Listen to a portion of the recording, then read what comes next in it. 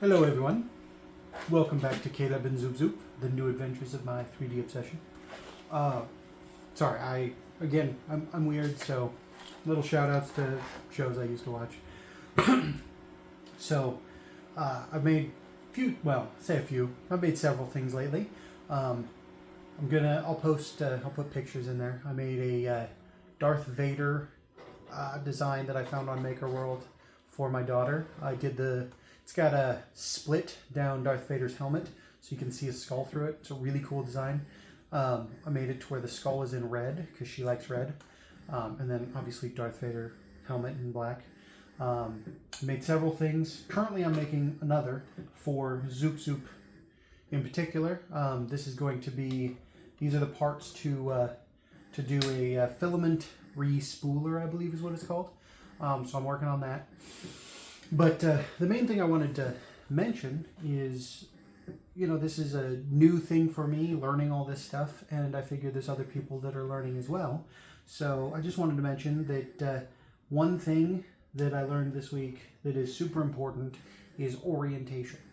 And what I mean is how you orient, like flat side down, this side like this, at a weird angle like this.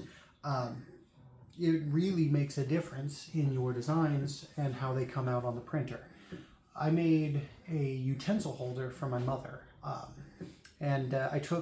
so basically all I did for that was I took a design of an elephant, just the elephant's head, that I found on Maker World because my mother is a huge elephant fan. That is her favorite animal. And then I printed it in this, it's like an olive green is what it's called. I made that design and I had to reprint it a few times. So the first time I had it to where, let's say that this is the face that's got the elephants on it. I had it to where it was setting up like this so that the elephant faces were facing out. And that didn't work because the base where the base of the supports weren't supported enough. So that's a problem with not only orientation, but more importantly, I needed to make the base of the tree supports that I was using bigger. Okay, so I saw that problem and I'm like, well, that's an issue, so I'll try it on its back. Doing it on its back made it to where the tusks and where the trunk came out, it was super weak because the layer lines went to where you have these little bitty parts that were barely connected at all. So that wasn't going to work. Then I switched it to where this is the side the elephants are again facing out, but now because of the way the layer lines are, it makes it to where the parts are connected much more fully throughout the entire layer.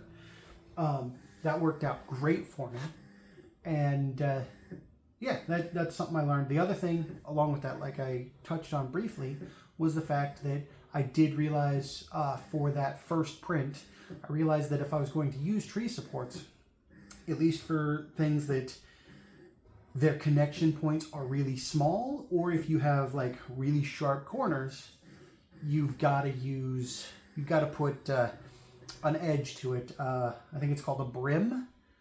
I believe that's what it's called. You can also make a raft if you're making like a lot of little parts. But either way, you extend it out. It makes it to where, so again, with tree supports, see how small that connection point is? That's where it would connect on the bed.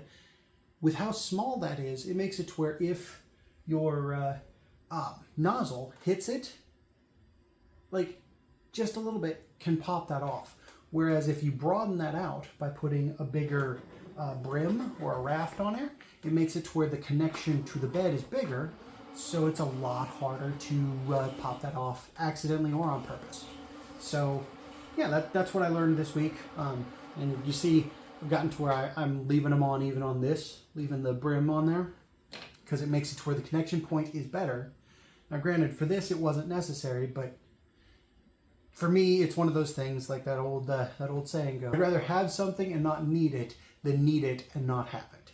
So that's one of those things that I've learned. Again, when I first got it, the designs I was getting were coming with the brims and I hated it because I had to remove them, and so I got rid of them. And now I'm like, all right, the ones I'm getting happen to not have the brim, and I'm like, no, I need those. So But yeah, that's what I'm doing this week. And like I said, currently I'm just working on another set of these. Oh, and I just passed 3 weeks. I'm getting to about 3.5 weeks right now. And I'm already approaching 400 hours on this thing. Like I said, I love Zoop Zoop here.